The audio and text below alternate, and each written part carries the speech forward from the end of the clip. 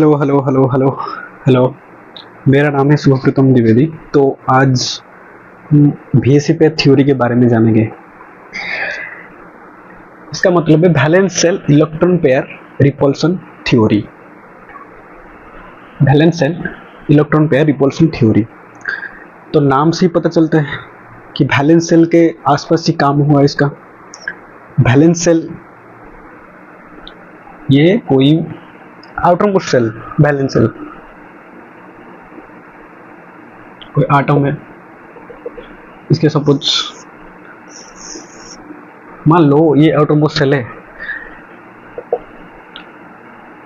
आसपास और भी आटम सपोज है, ये बॉन्ड बनाते हैं। तो जब बॉन्ड बनाएंगे तो एक ही जो सेंट्रल एटम होगा उसके जो वैलेंस सेल है उसके वैलेंस सेल में बॉन्ड पेयर भी होगा और लोन पेयर भी होगा। बॉन्ड पेयर मतलब जो बॉन्ड बनाता है, और लोन पेयर जो बॉन्ड में पार्टिसिपेट नहीं करता लेकिन पेयर ऑफ इलेक्ट्रॉन की तरह बस रहता है, वैलेंस सेल में रहता है। तो ये जो लोन पेयर होंगे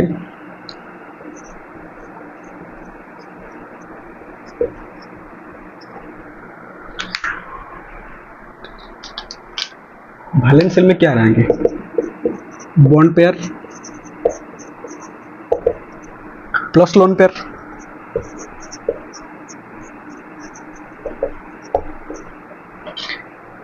दो तरह की इलेक्ट्रॉन पेयर हमें देखने को मिलता है, बॉन्ड पेयर और लोन पेयर। ये जो बॉन्ड पेयर और लोन पेयर होते हैं ये वैलेंस सेल में ऐसे सर्कुलेट करते रहते हैं। तो ये दोनों जो पेयर है ना, ये एक दूसरे को रिपेल करते रहते हैं। रिपेल मतलब समझ रहे हो, अट्रैक्शन रिपल्सन। तो रिपेल करते रहते हैं। जब रिपेल करेंगे तो कोई दो चीज अगर एक दूसरे को रिपेल करते हैं तो वो चाहेंगे ना अपने आप से ज़्यादा डिस्टेंस मेंटेन करके रखने को रखेंगे। तो बॉन्ड पेयर और लोन पेयर जो वैलेंस सेल में प्रेजेंट है एक मॉलिक्यूल में, सेंट्रल एटम के वैलेंस सेल में बॉन्ड पेयर और लोन पेयर जो एक दूसरे को रिपेल करते हैं वो एक दूसरे से मैक्सिमम डिस्टेंस मेंटेन करके रहते हैं। तो इसी से एक मॉलिक्यूल का शेप हमें देखने को मिलता है, डिटरमाइन हम कर सकते हैं एक मॉलिक्यूल का शेप।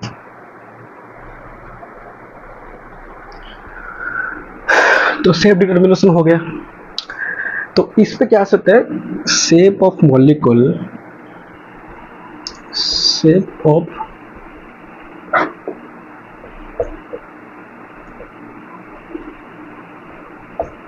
Shape of molecule.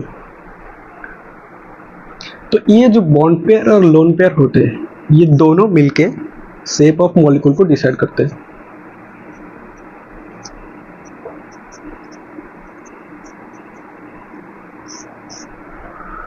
इनकी जो अरेंजमेंट है स्पेस में ये कैसे रहते हैं, सेंट्रल एटम के और सराउंडिंग में कैसे रहते हैं, उसी से हमको शेप देखने को मिलता है। जाहिर सी बात है जिस डायरेक्शन पे बॉन्ड पेयर रहेगा, जिस डायरेक्शन पे लोन पेयर रहेगा तो वो अरेंज जैसे होंगे मॉलिक्यूल के शेप में वैसे ही दिखेगा। तो इसके कुछ पोस्टुलेट होते हैं, फुल फॉर्म आप लिख लेना, वैलेंस सेल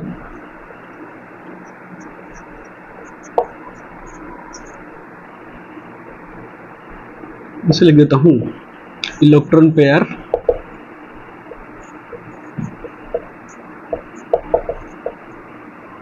रिपल्सन थ्योरी। ये शेप ऑफ मॉलिक्यूल को डिसाइड करता है इस थ्योरी की वजह से। तो कैसे करेंगे ये समझ में आ गया। बॉन्ड पेयर और लोन पेयर मिलके ही एक मॉलिक्यूल की शेप को डिटरमाइन करते हैं।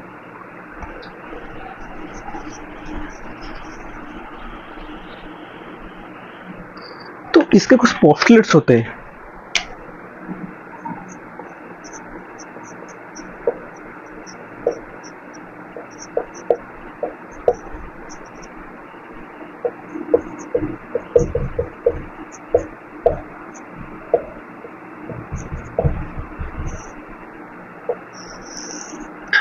पहला पोस्टुलेट तो ये है कि the valence shell is surrounded by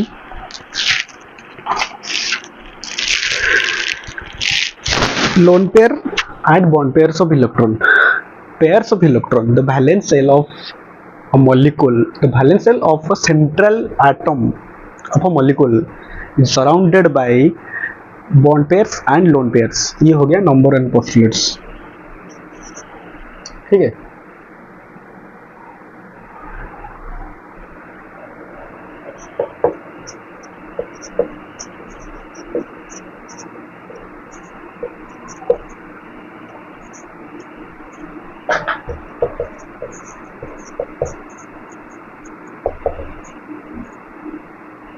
Determined by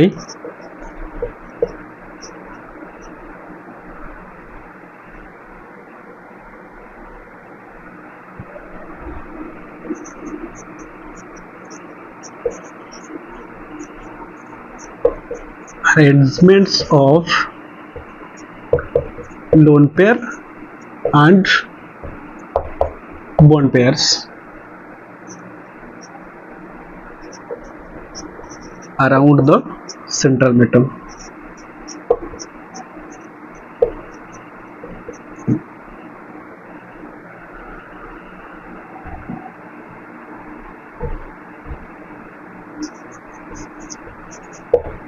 ये हो गया पहला पोस्टुलेट्स. दूसरा है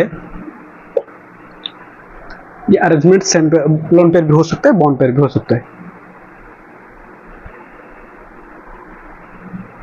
दूसरा है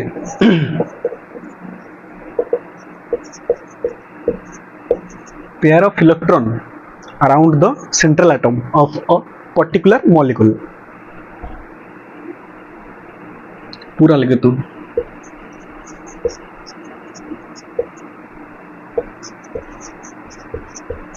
repel each other.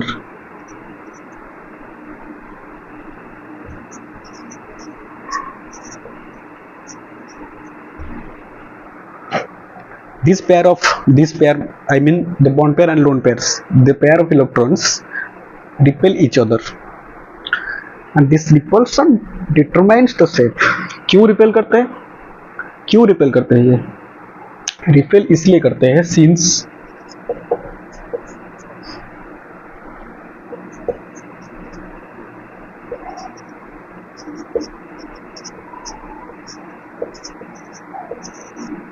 electron clouds is negatively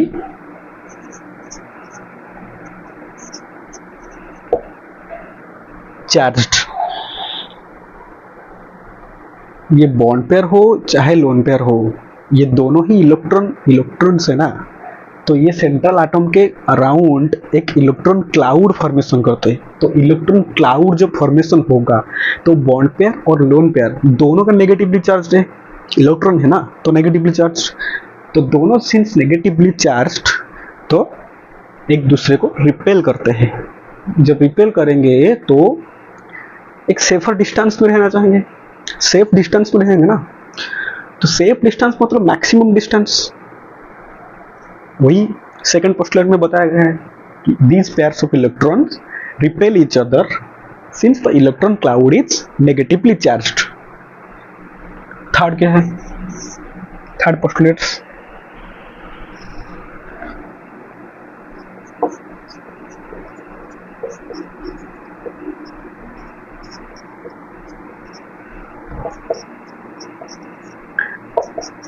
tend to occupy such positions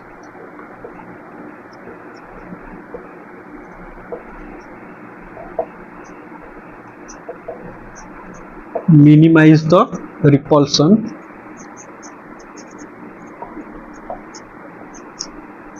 and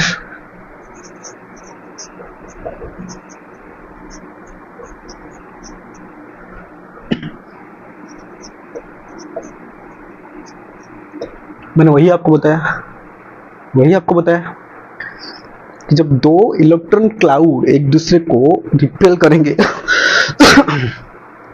तो दोनों क्या करेंगे, एक सेफर डिस्टेंस में रहेंगे और ट्राई करेंगे कि रिपल्सन मिनिमम हो और मैक्सिमम डिस्टेंस पे वो लोग रह सकते हैं।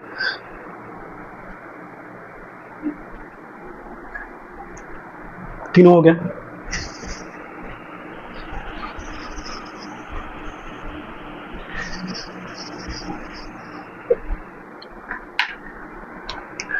अगेन फोर्थ क्या है,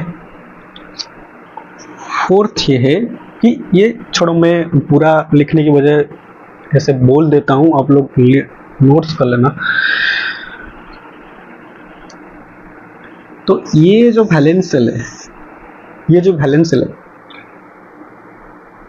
ये एक स्फीयर की तरह एक्ट करता है।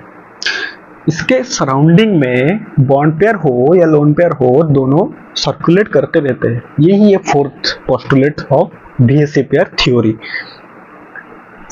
इस पे लोन पेयर भी होगा और बॉन्ड पेयर भी होगा। सेंट्रल एटम के जो वैलेंस सेल है, वैलेंस सेल एक स्फीयर की तरह एक्ट करता है, उसके सराउंडिंग में ये घूमते रहते हैं, लोन पेयर हो या बॉन्ड पेयर हो। तो सर्कुलेट करेंगे, घूमेंगे, तो सेफर डिस्टेंस में रहेंगे, स्पेस पे उनकी कोई डेफिनेट अरेंजमेंट होगी, तो अरेंजमेंट की वजह से उनकी सेफ आ जाएगा। ये फोर्थ हो गया।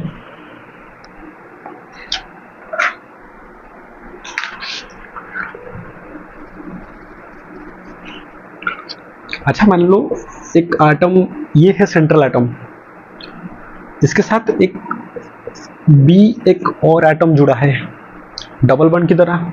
तो बीएससी पेयर थ्योरी कहता है कि ये जो मल्टीपल बॉन्ड हुए, चाहे वो डबल बॉन्ड हो, ट्रिपल बॉन्ड भी हो, ये एक ही पेयर में कंसीडर किए जाएंगे,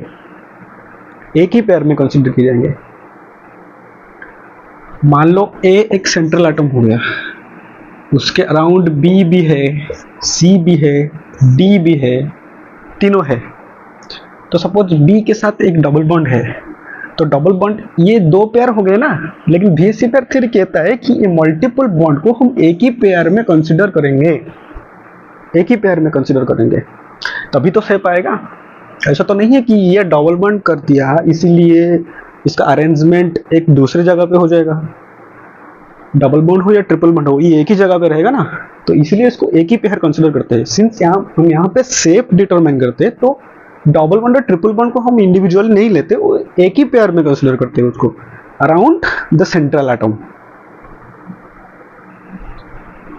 ये था फिफ्थ पोस्टुलेट्स।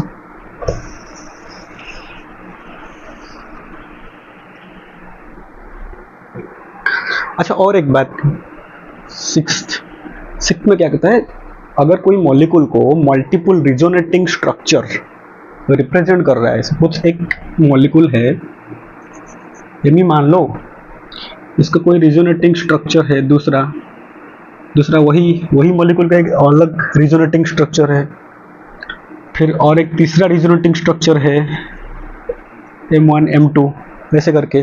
तो ये तीनों ही केस में बीएससी पेयर थ्योरी एप्लीकेबल होगा। ये है sixth postulate of BSc pair theory. इसमें भी एप्लीकेबल होगा, इसमें भी होगा और इसमें भी होगा। यानी कि रिजोनेटिंग स्ट्रक्चर चाहे कितने भी हो, शेप हमेशा सेम ही रहता है। समझ में आ गया इतना? क्लियर?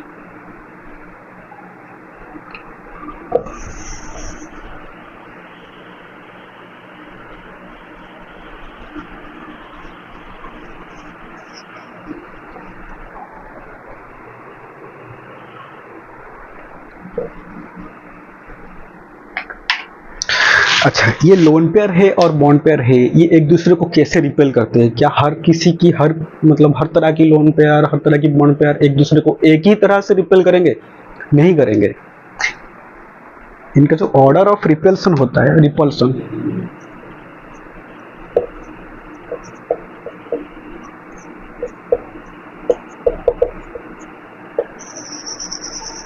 याद रखना बस, ये सेफ डिटरमाइन करता है, ये केमिकल बॉन्ड फॉर्मेशन के बारे में कुछ नहीं कहता, हाइब्रिडाइजेशन के बारे में कुछ नहीं कहता। हाइब्रिडाइजेशन आगे बढ़ेंगे, हम वीबीडी में बढ़ेंगे, बैलेंस बॉन्ड थ्योरी में, तो इसके बारे में कुछ नहीं कहता। बस shape of the molecule, loan pair और बॉन्ड पेयर का बस अरेंजमेंट स्पेस में देख के ही ये बता सकता है कि शेप क्या है। इसमें कोई भी हाइब्रिडाइजेशन के बारे में कुछ नहीं कहा, कैसे केमिकल बॉन्ड फॉर्मेशन होता है, ऑर्बिटल कैसे ओवरलैप करते हैं, ये सब चीज़ों के बारे में यहाँ पे बीएससी पेयर थ्योरी में कोई डिस्कशन नहीं हुआ। तो ये पहले आएगा lone pair repulsion.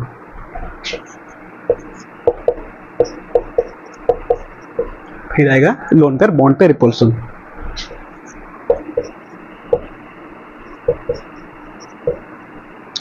Then last में बॉन्ड पेयर रिपल्सन। इसका मतलब क्या है? इसका मतलब ये है कि लोन पेयर और लोन पेयर, इनके बीच में जो रिपल्सन है वो मैक्सिमम है। यानी कि अगर एक सेंट्रल एटम के अराउंड दो लोन पेयर है तो वही दो लोन पेयर मैक्सिमम डिस्टेंस में रहना पसंद करेंगे। लोन पेयर के बीच में जो रिपल्सन है वो मैक्सिमम है। उसके बाद आता है loan pair bond pair repulsion और देन बॉन्ड पेयर रिपल्सन। अच्छा, ये समझ में आ गया, इतना क्लियर है। अब देखते हैं एक एक मॉलिक्यूल का शेप कैसा होगा, सिर्फ इस बेसिस पे कि कौन से मॉलिक्यूल पे कितने नंबर ऑफ बॉन्ड पेयर है और कितने नंबर ऑफ लोन पेयर है, उसी की अकॉर्डिंगली स्पेस में, 3D स्पेस में हम उसको अरेंज करेंगे एक बाई एक करके।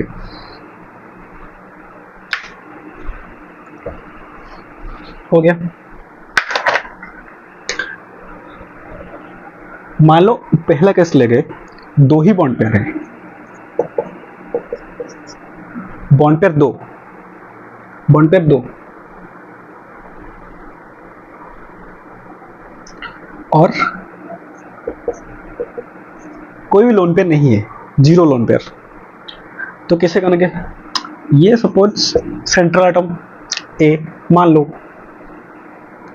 इसके सराउंडिंग दो बॉन्ड पेयर है, मतलब दो एटम है। अगर एक ही एटम पे डबल बॉन्ड या ट्रिपल बॉन्ड बनाया होता ना, तो उसको हम एक ही बॉन्ड पेयर पे कंसीडर करते according to BSC pair theory.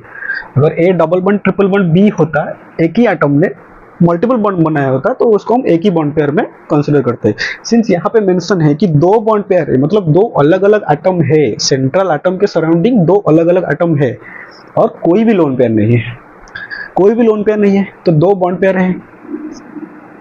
ये एक बॉन्ड यहां लग गया,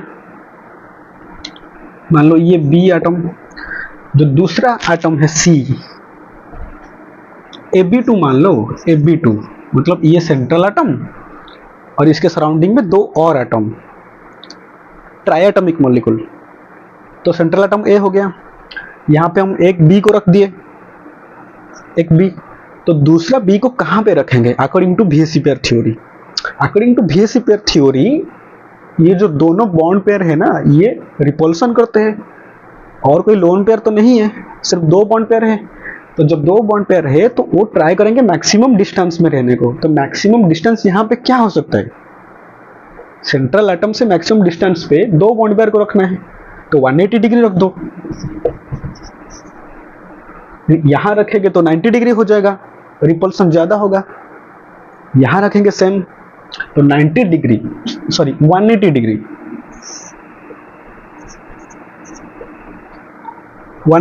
लगती है, तो ज्यादा डिस्टेंस हो गया, रिपल्सन थोड़ा सा मिनिमाइज हो गया और डिस्टेंस ज्यादा हो गया। दो ही बॉन्ड पेयर रहते तो दोनों 180 डिग्री एंगल पे रहेंगे। तो ओवरऑल मॉलिक्यूल का शेप क्या हो गया? Linear shape.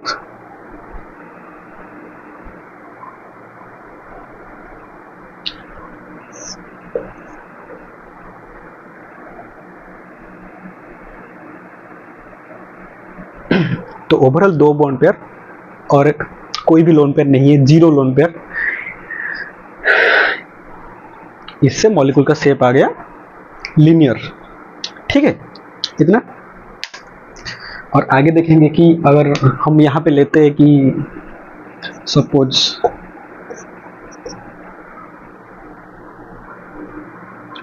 बॉन्ड पेयर मान लो 2 ले लेंगे, लोन पेयर 1 ले लेंगे, चलो रैंडमली करते हैं। दो बॉन्ड पेयर एक लोन पेयर हो गया। एक मॉलिक्यूल ले लेता हूं, सेंट्रल एटम, वही Ab2 ले लो, वही Ab2 ले लो, दो बॉन्ड पेयर हो गए बी के, दो बी एटम और एक लोन पेयर हो गया। ये हो गया सेंट्रल एटम। अब इसके सराउंडिंग में हमें दो लोन पेयर रखना है, सॉरी दो बॉन्ड पेयर रखना है और एक लोन पेयर रखना है। कैसे रखेंगे? बेसिक थ्योरी के रूल क्या कहता है? रूल क्या कहता है? लोन पेयर की जो रिपल्सन है वो सबसे हाईएस्ट होगा। उसके बाद आएगा लोन पेयर बॉन्ड पेयर और देन बॉन्ड पेयर रिपल्सन। तो जब हमारे पास दो बॉन्ड पेयर है और एक लोन पेयर है तो इसको हम कैसे रखेंगे? पहले मान लो एक लोन पेयर हमने रख दिया, यहां पर रख दिया तो ये दोनों जो बॉन्ड पेयर बच गए इसको हम ऐसे रख सकते हैं? रख सकते हैं, बिल्कुल रख सकते हैं। तो अभी क्वेश्चन मतलब मन में आएगा कि ये तो ट्रिगोनल हो गया, ट्रिगोनल प्लेनर हो गया, तो इसके बीच में तो एंगल 180 डिग्री होना चाहिए था। नहीं होगा 180 डिग्री। क्यों?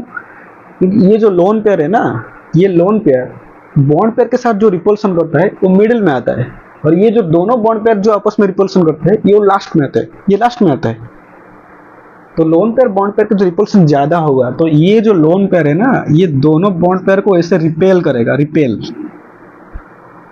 तो इनकी जो एंगल ट्रिगोनल प्लानर होने पर 120 डिग्री है ना, ट्रिगोनल प्लानर पे एक ट्रायंगल होता है, ट्रिगोनल प्लानर पे 180 डिग्री, सॉरी क्या बोल रहा हूँ मैं, 120 डिग्री। तो 120 डिग्री जो होना था वो 120 डिग्री से थोड़ा सा कम हो जाएगा। अगर एक लोन पेयर है, दो बॉन्ड पेयर है, तो ये एक लोन पेयर दोनों बॉन्ड पेयर को रिपेल करेगा ज्यादा, और इनके बीच में भी रिपल्सन होगा लेकिन लोन पेयर से तो कम होगा। ठीक है, लोन पेयर से तो कम होगा। तो ये 120 डिग्री नहीं है, ये 120 degree, sorry lesser than 120 degree. तो जब शेप लेते हैं तो हम ये लोन पेयर को कंसीडर नहीं करते, सिर्फ बॉन्ड पेयर को कंसीडर करते हैं। तो शेप उसका क्या हो जाएगा, ये याद रख लो, शेप में लोन पेयर को नहीं लेते, सिर्फ दो आटम, देखो ये होते आटम, दो आटम, ये होता सेंट्रल एटम। तो मॉलिक्यूल क्या है? मॉलिक्यूल में एक सेंट्रल एटम है, दो और एटम है सराउंडिंग में। तो लोन पेयर को क्यों लेंगे शेप में? स्ट्रक्चर इसका अलग हो सकता है, स्ट्रक्चर में हम लोन पेयर को काउंट करते हैं, लेकिन शेप में हम सिर्फ एटम्स को काउंट करेंगे। एटम्स, एक सेंट्रल एटम और उसके सराउंडिंग में कितने एटम है और किस एंगल पे है 3D स्पेस में, उनकी अरेंजमेंट में, यही होता है शेप।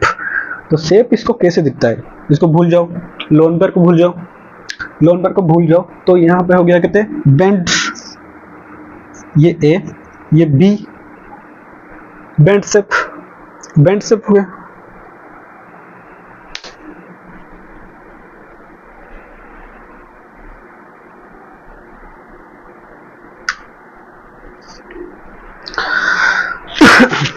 अच्छा,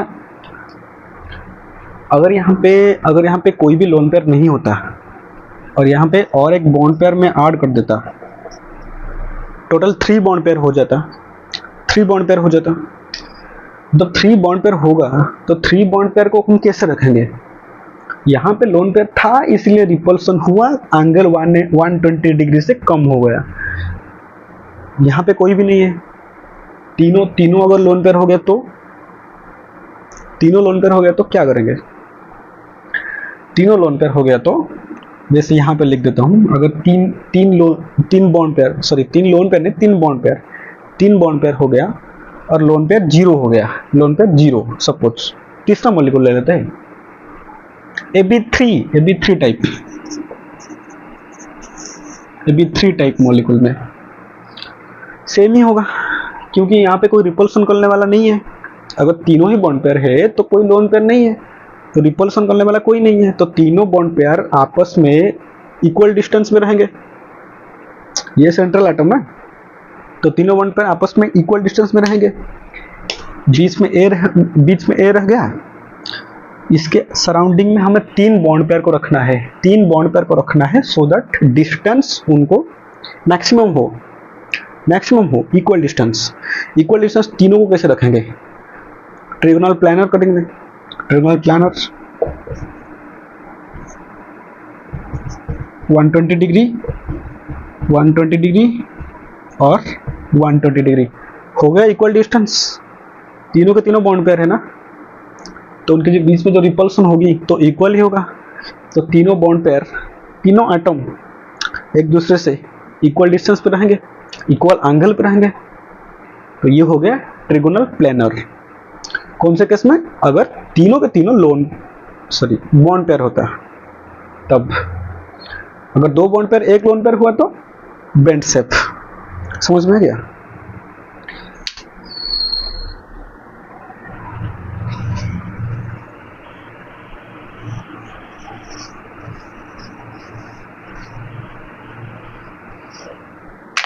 ये याद रखना हमेशा, lone pair repulsion greater than loan pair bond pair repulsion.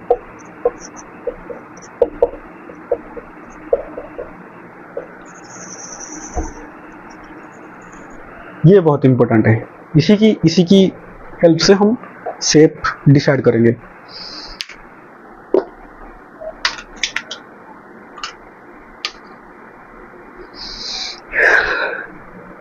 मान लो और एक मॉलिक्यूल में बॉन्ड पेयर 4 ले लेंगे, बॉन्ड पेयर 4 ले लेंगे और लोन पेयर 0, लोन पेयर 0।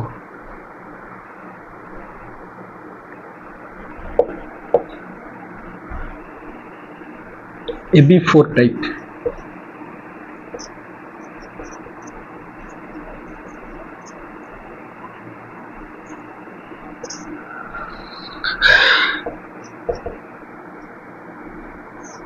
ये हो गया सेंट्रल एटम। इसके सराउंडिंग में मैंने एक बी रख दिया, एक बॉन्ड पेयर हो गया। लोन पेयर तो कोई नहीं है, चारों के चारों बॉन्ड पेयर हैं। तो जब चारों के चारों बॉन्ड पेयर है तो यहाँ पे कैसे रखेंगे? अच्छा सोचो कि कैसे इसको अरेंज कर सकते हैं। तो इक्वल एंगल होगा, इक्वल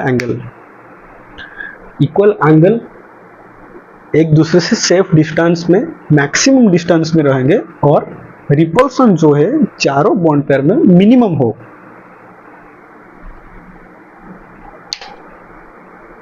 इसको 3D में इमेजिन करना पड़ेगा, जैसे नहीं होगा। तो मान लो ये बीच में सपोज सेंट्रल एटम हो गया, ठीक है। तो यहाँ पे एक रख दिए, यहाँ पे एक ट्राइपॉड की तरह, ऐसे एक ट्राइपॉड की तरह, ठीक है, ये ट्राइपॉड की तरह। और यहाँ पे ऊपर एक रख दिए।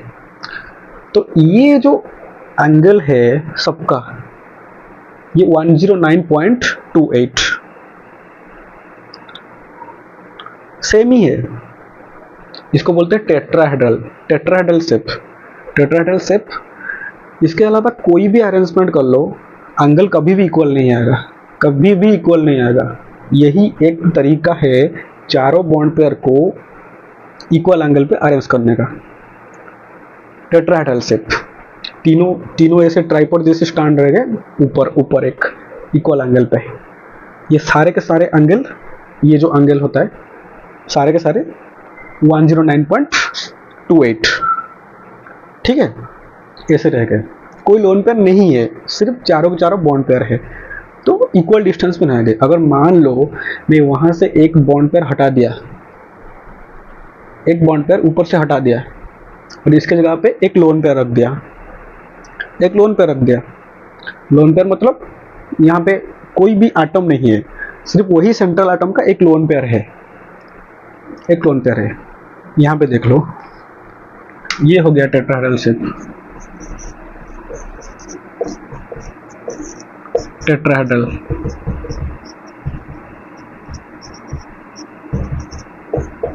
4 bond pair plus 0 lone pair हो गया। इसी में से हम एक बॉन्ड पेयर को रिमूव कर देंगे दूसरे एग्जांपल में, तो तीनों बॉन्ड पेयर एक लोन पेयर, जैसे कि NH3 है पिरामिडल, तो ये तीनों ऐसे रह गए, ऊपर एक लोन पेयर है। अच्छा, पहले जो टेट्राहेड्रल में था सारे के सारे एंगल इक्वल था, क्या अब वो एंगल इक्वल रहेगा? वो एंगल इक्वल नहीं रहेगा। क्यों? क्योंकि ऊपर एक लोन पेयर है। जब ऊपर एक लोन पेयर आ गया तो ये लोन पेयर ये तीनों बॉन्ड पेयर को रिपेल करेगा नीचे की तरफ। तो पहले जो एंगल ऐसे था, तो ये लोन पेयर आ गया, ये इनको थोड़ा सा नीचे की तरफ पुश करता है। ये लोन पेयर कहते हैं मुझसे दूर रहो, ज्यादा रिपल्सन है ना, इसका ज्यादा पावर है इसके पास, तो ये ज्यादा रिपेल करता है। ये पता है ना, लोन पेयर रिपल्सन, देन आता है loan pair bond pair repulsion. तो ये जो लोन पेयर है ये तीनों के तीनों बॉन्ड पेयर को ऐसे नीचे पुश करता है। तो ये जो नीचे वाला जो एंगल है ना तीनों बॉन्ड पेयर के बीच में, ये अब पहले जैसा 109.28 डिग्री वो नहीं रहेगा, उससे थोड़ा सा कम हो जाएगा थोड़ा सा। तो दूसरे एग्जांपल में अगर बॉन्ड पेयर 3 हो गए और लोन पेयर 1 हो गए, तो यहाँ पे मैं करेक्ट कर देता हूँ। यहाँ पे एक बॉन्ड पेयर हटा दिया हमने, इसके जगह एक लोन पेयर आ गया। तो ये लोन पेयर ये तीनों को रिपेल करता है। तो ये जो एंगल है ये हो जाता है कितना एंगल है इसमें? Less than 120, 109.28। ठीक है। रेगुलर जो टेट्राहेड्रल शेप होता है उससे थोड़ा सा डिस्टॉर्टेड हो जाता है नीचे की तरफ, जैसे ऊपर लोन पेयर रहेगा ना तो नीचे की तरफ थोड़ा पुश हो जाता है। तो अगर हम इसको शेप देखें तो शेप में तो हम लोन पेयर को काउंट नहीं करते, शेप पे लोन पेयर को हटा देते हैं। तो ये हटा दो लोन पेयर को। तो ये जो मॉलिक्यूल हमें कैसे दिखेगा? लोन पेयर को थोड़ी हम देख सकते हैं, वो तो इलेक्ट्रॉन है ना, इलेक्ट्रॉन को थोड़ी देख सकते हैं। आटम देखेंगे, ये बड़े साइज के आटम, तो सेंट्रल आटम के चारों तरफ 3 आटम है, तो 3 आटम ऐसे रह गए। ऐसे शेप कहीं देखा है? पिरामिड देखा होगा, तो इसको बोलते हैं पिरामिडल शेप। तीनों ऐसे ट्राइपॉड जैसे हो गया और थोड़ा सा एंगल थोड़ा सा नीचे की तरफ, पिरामिडल शेप। अगर स्ट्रक्चर देखना हो, स्ट्रक्चर में हम लोन पेयर को लेंगे। स्ट्रक्चर मतलब अरेंजमेंट, कैसे अरेंज है बॉन्ड पेयर और लोन पेयर दोनों मिलके, उसी को स्ट्रक्चर बोलेंगे। तो स्ट्रक्चर में जब हम लेंगे इसको लोन पेयर को, तो स्ट्रक्चर हो गया टेट्राहेड्रल, लेकिन ये रेगुलर टेट्राहेड्रल नहीं है, नीचे का एंगल थोड़ा सा कम है, सिमेट्रिकल नहीं है। तो इसका शेप हो गया क्या? पिरामिडल।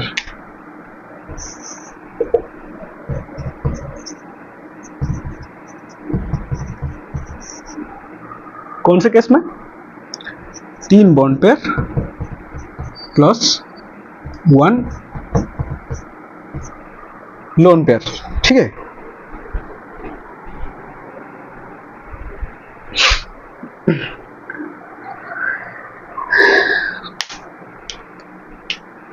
NH3 ले सकते हो, NH3 के केस में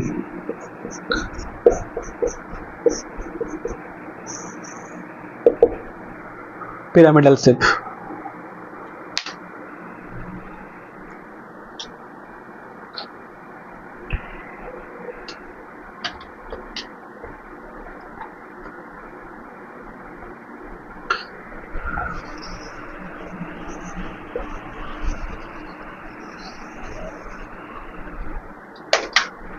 एक और केस देखते हैं, लास्ट वाला केस है।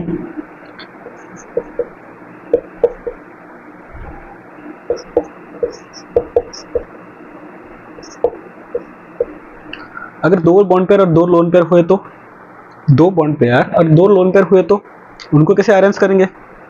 H2O मॉलिक्यूल ले लो,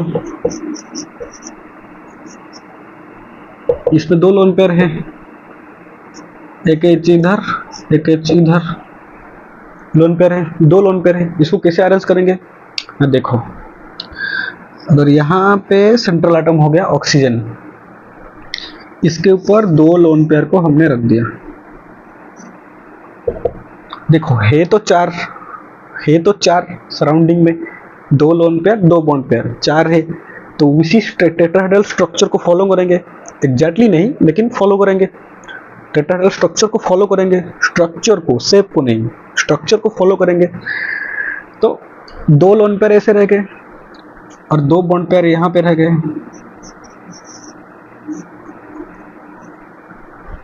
ये एक्चुअल में कैसे दिखता है पता है?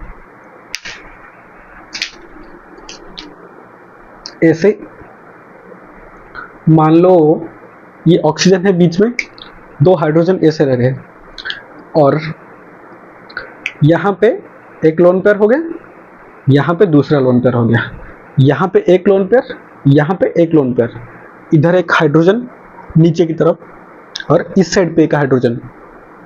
ठीक है, तो जब हम देखेंगे मॉलिक्यूल को, ये वाला जो दो बॉन्ड पेयर और दो लोन पेयर वाला, वाटर एग्जाम्पल है इसका, वाटर, तो इसको जब मॉलिक्यूल को देखेंगे तो हमें कैसे दिखेगा, इसका शेप कैसे होगा? स्ट्रक्चर तो मान लिया कि हाँ इसी टेट्राहेड्रल स्ट्रक्चर को फॉलो करते हैं, दो लोन पेयर यहाँ पे रह गए, दो बॉन्ड पेयर।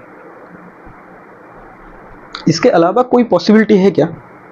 कोई पॉसिबिलिटी है? देखो दो लोन पेयर है यहाँ पे ना, अगर दो लोन पेयर को ऐसे भी रखोगे तब भी वही होगा, वो दोनों आपस में सेफ डिस्टेंस में रहेंगे, और बॉन्ड पेयर को पुश करेंगे, बॉन्ड पेयर को पुश करके एक डेफिनेट डिस्टेंस में रखेंगे, अपने आप ही अरेंजमेंट हो जाएगा उनका जिसकी जितनी रिपल्सन कैपेसिटी है वो उतना ही रिपेल करेगा, तो अपने आप वो लेके उतने ही डिस्टेंस में रख देंगे उसको, तो जो दो लोन पेयर मिलके दो बॉन्ड पेयर को रिपेल कर देंगे, तो जब मॉलिक्यूल को देखेंगे तो ये दो लोन पेयर हमें नहीं दिखेगा, तो सिर्फ ये दो हाइड्रोजन और एक ऑक्सीजन दिखेगा।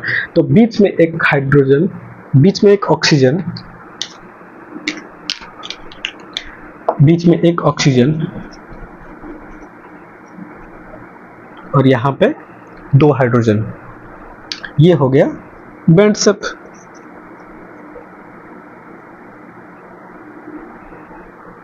ठीक है, और इसको भी शेप भी बोलते हैं।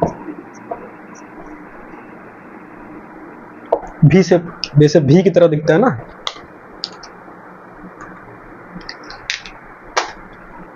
ऐसे भी की तरह दिखता है हमें, ऑक्सीजन दो हाइड्रोजन, ऐसे भी की तरह दिखता है, तो भी शेप और एंगुलर बैंड शेप इसको बोलते हैं। इसी बैंड शेप को हम देखे थे, हमने देखा था जब दो बॉन्ड पेयर होता था और एक लोन पेयर होता था, एक लोन पेयर भी उसी बैंड शेप में रखता था दोनों बॉन्ड पेयर को, ये वाला, जब यहाँ पे एक लोन पेयर हो और ये दोनों बॉन्ड पेयर हो, यहाँ पे भी बैंड शेप देखने को मिलता था, और यहाँ पे भी है वही बैंड शेप। तो ये थे कुछ डिफरेंट टाइप ऑफ एग्जाम्पल। बाकी नंबर ऑफ लोन पेयर और नंबर ऑफ बॉन्ड पेयर को लेके तुम सेंट्रल एटम के सराउंडिंग इस लोन पेयर और बॉन्ड पेयर को अरेंज कर सकते हो और मॉलिक्यूल की शेप को डिटरमाइन कर सकते हो। यही था बस valence shell electron pair repulsion theory. ये बस शेप डिटरमाइन करने के लिए है, और कुछ नहीं बोलता। कैसे ऑर्बिटल ओवरलैप करते हैं, कैसे हाइब्रिडाइजेशन होता है, ये सब हम वैलेंस बॉन्ड थ्योरी में पढ़ेंगे। ये कुछ नहीं बोलता, बस शेप अरेंजमेंट, 3D स्पेस में कैसे अरेंजमेंट, उसी को बोलता है, और उसी से हम शेप और स्ट्रक्चर को देख लेते हैं बस।